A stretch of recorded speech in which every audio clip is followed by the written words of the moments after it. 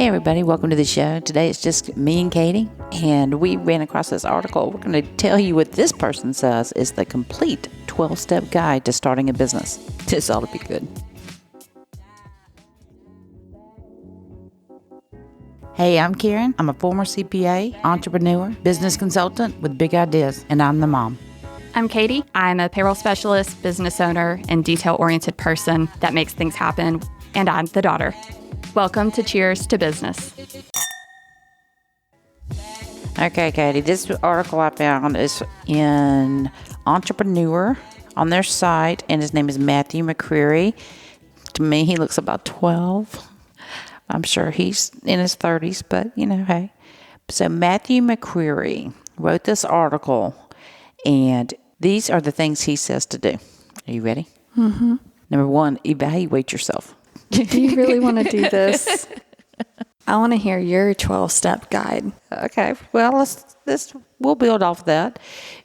He's saying you have to evaluate yourself to see if you really should be in business. You don't know that until you're in it. I'm sorry, Matt. I don't want to tear Matthew apart. We're not. We're going to be nice to Matthew. All right. Think of a business idea. Why are you writing a business step checklist without knowing what business you want to do? I want a business. Do I want to cut grass? Do I want to open a paint studio? It's like Steve Harvey says in that clip. He's got to jump. I just feel like people who start businesses typically start with that passion of what they want to do, not the opposite of that. Correct. I totally agree with you. Oh, gosh. All right. Number 3, do market research. Okay. Yes, that is very accurate. Well, sometimes people, you've got this idea, you start this business, you're in it, and then, oh shoot, I'm not making any money. No one is buying my products, or maybe it's taking longer to make or it's more expensive to make. All of that information you really could have gotten on the front end. So good job, Matthew. Okay. There's a point for Matthew. Mel Washington with the Small Business Development Center, it's nonprofit for anybody out there that wants some help with their business. It's really good. And his first question when somebody tells him an idea, I've heard him do it 3 times. He'll go, did you beta test it?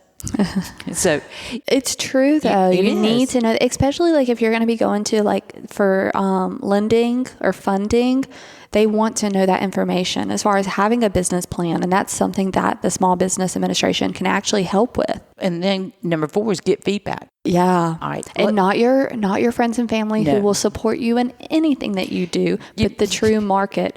Market at the Pillars, which is hosted, one Sunday of a month.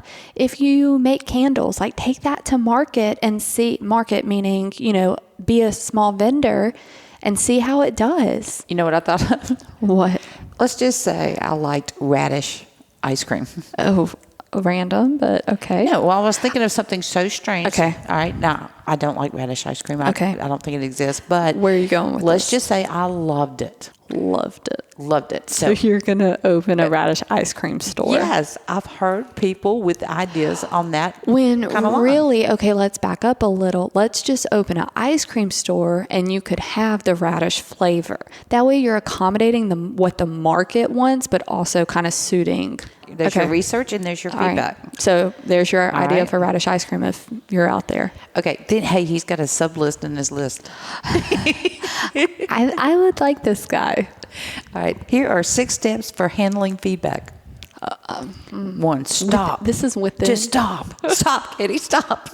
Your brain's probably excited about your radish ice cream. No, so that's a thing. Oftentimes when you do get feedback about something that you're very passionate about, your first instinct is to defend. Right. You got to hear them out. You got to hear. Take it. Take the punches. It hurts, but it's needed. And then number 2, you say thank you. You say thank you for punching me. Amen. And that goes with anything. A complaint, feedback, always thank them for giving You're respecting their opinion. Mm-hmm. I think that's way important. Then look for the grain of truth. So you don't believe it when it's bad. We got to remember these people are trying to help us. They wouldn't be giving honest feedback. This is good. Seek out the patterns. If you keep hearing the same comments, you're probably radish ice cream sucks. Take your blinders off. Your blinders of love. The love for what your passion is, but it's not everybody's. All right. Listen with curiosity. That goes in every walk of life. People listen with the intent of responding. So oftentimes you kind of tune out what they're saying because you're thinking about your response. Whereas if you just listen and then take that time after they finished, I think more people, the communication of our world would be better. Oh, absolutely. If everybody didn't defend, but conversed. Hey, I like that. Why are you looking at me like that? Don't defend. Well, no, I wasn't even thinking about defending. But if you think about our natural day-to-day conversation, oftentimes people people think about their response before that person even finishes speaking. So things are misheard. Very well said. I like that. All right. So number 5 is you make it official. You get your business structure, the business name, and I talk. Are we off of the sub list? Yeah, we're off the sub list. All right. So 5, make it official. So, and hire the right people to do this. Yeah, don't try to do all this stuff yourself. If you're trying to save money on making it official, it's just going to cost you so much more money later. Those words were golden. Please listen. All right, so that's what type of entity to be. Another show, get your tax ID. Yeah, and we did touch on that episode. I can't remember, but if you go to our earlier shows, we did talk about the different types of entities. Yeah, and we've had some business lawyers on too. It's just too important. If you get the wrong kind, it's definitely going to cost you a lot more in extra self-employment tax and some other pitfalls. All right, number 6, write your business plan. There are people out there who will help you with this for free because it is a task. Well, but it doesn't have to go into that one that's 3 inches thick. Depending on your funding. It is. And I know he's probably going to touch on funding. And that's another show as well that I've got coming up with banking and funding and how to get your crap ready. But, a formal business plan, just get a big piece of paper, get a poster board, put your company name right smack in the middle. And then take that to the bank. No, but you got to start somewhere. You got to figure your business out before you can sell it. So have a line coming off, and that's who your target. Who's and I'm your sure there's some easy, pretty business plan templates on Google. Oh, you can get anything Google. Anything. But is it right for you? First, figure your business out. Then you can write about it. Tell what your weaknesses are. Tell your strengths. All right. So then it goes to, you were right, finance your business. Matthew, number 7. We should get coffee. We are on the same page. All right. So you find yourself with no money. You got money in retirement. Don't take your money out of retirement. Don't call.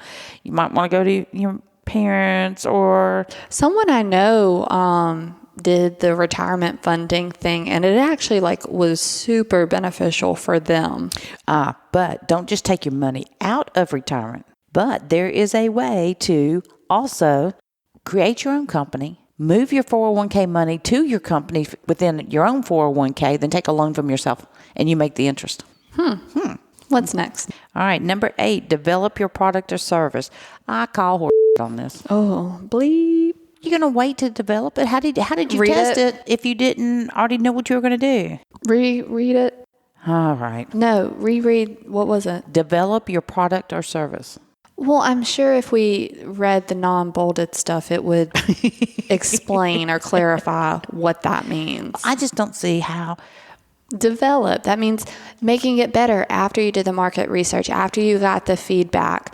Now you know how much funding you have. So maybe you can develop, 100,000. Well, and that's, I think, what this is talking about, to mass produce. I got you, Matthew. All right. His name was Matthew, right? Yeah. McCreary. Yep. Okay. Yep. All right. Number 9, start building your team. You need your team before the end. That's a different timeline depending on your business. As far as service, job, how fast you've grown, but it is. He has a sub list under this list. All right. Let's skip the sub list. We're keeping this short. No. Whether you need a partner, employee, or freelancer, these 3 tips can help you find a good fit. State your goals clearly. Agreed. Follow hiring protocols. You mean don't go by your gut? What's a protocol? I don't know. It's a P word. And 3, establish a strong company culture. Man, it takes time. That's a show. Yep. Because oftentimes you don't even know what your culture is. It's called the culture of desperation. And can the culture be 24/7, or is it a flow type of thing? Everybody wants to say, no, we're like this all the time. Yeah. You're telling me that on April 15th, a CPA firm has a culture that they have in November? No, it's a mess. Anyways. Number 10, find a location. If you need one, is it going to be, do you want it to be like accessible to people? Do you want it to be kind of private? A hidden warehouse. You want foot traffic. Know what you need. That's actually very important, because we've moved Payroll Vault has moved locations. Yeah. We went very, very easily accessible. Everybody knew where we were, to kind of more of a remote, hidden location. And not hidden, but it wasn't easy to get to as our previous location. And that was intentional. Oh yeah, and it's worked. We don't need the foot traffic like that. It's more centralized location. It really is for the two counties. Our market. Mm-hmm. I like it. All right, number 11. Start getting some sales. That's all you need to do. Oh, that's it. That's it. Hang your shingle up. They'll come. Yeah, that doesn't happen. And Johnny, our producer, talked about something earlier this morning about the difference between promo and marketing or branding. Loved that. As far as branding is long-term and promo is getting business today. Because you have to get the business before you can develop your brand. You can have a concept and an idea. It's chicken or the egg, because think about it. Well, isn't the chicken and the egg debate ongoing? Exactly my point. Oh, I thought you were defending I misunderstood. I do think that you have to create something to know what your brand's going to be, and you got to get some sales so you can at least pay to promote your brand. Yeah. I'm gonna work that into my financing business plan budget. Number 12, the easiest one of all. Is this the last one? Yes. Okay. Grow your business. Oh my God, Matthew! Please give me some bullet points of the non-bold. There's none. No, yes, there is. No, it just is. No, there's. All right. First sentence. There are a million different ways to grow. Y'all, we're making light of this because we know how hard it is to grow your business. It is hard, and while this is useful information, it's just. You do have to plan. You have to strategically say, I want to move into this market, or I want to go after a different target market demographic. He does talk about all the different ways to grow. It's not just grow your business. You could do paid campaigns through social media. You could do organic growth or influencer growth, acquire another business, target a new market, etc. Again, this is on entrepreneur.com. If you're interested, it's by Matthew McCreary. It really is a great article, and there's a lot of stuff that we're not mentioning. But it is hard, growing a business, starting a business. But if you Google how to be in business, you're going to get 240,000 different hits. So be careful what you read out there. Find a mentor around you. Get your people. Go to a successful business in your area that started from the ground up. And if that's, an industry that you're interested in, there's so much business to go around. Make friends with your competitors. Yes. Make friends with them. Yes. There's enough to go around. You don't have to secretly keep everything hedged in. So here's to getting business advice. Here's cheers to being careful where you get that advice. Cheers to knowledge, because no one knows everything. You don't know what you don't know. Please be sure to subscribe to Cheers to Business podcast on iTunes or anywhere else that you get your podcast. Visit our Facebook and be sure to give us a like.